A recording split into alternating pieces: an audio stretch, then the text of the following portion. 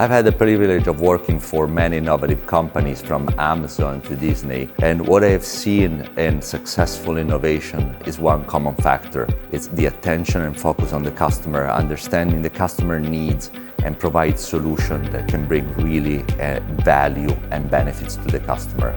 In terms of competencies, where we live in a fast-paced environment, so we need to apply continuous learning. We really need to be ahead of the curve and understand the new trends, not only on technology, but also on processes. My next advice in terms of competencies is really to understand and study innovation processes. There are many out there in the world and many companies apply their own processes, but this is crucial and paramount to be more efficient and effective when we launch new services and products.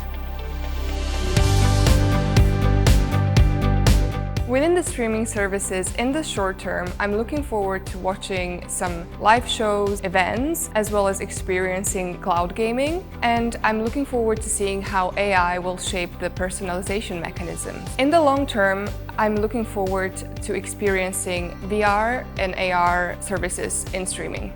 As technology keeps on advancing and progressing, the potential for the streaming services world seems boundless, especially with it being such an important role in everyday life. Next step, this natural progression for me, would be that the technology that is indeed being developed and advanced will be integrated into the services industry, such as augmented reality, virtual reality, where the consumer's experience is fully immersed into the product that they're trying to produce and then obviously show to everyone around. To follow up with that, also just with the technology already being very advanced, which is artificial intelligence, which will only help user experience with the selection process as it makes it more efficient and expedites the process for selecting. So the daily squabble between the family to choose a movie or not will be eliminated hopefully with this new technology.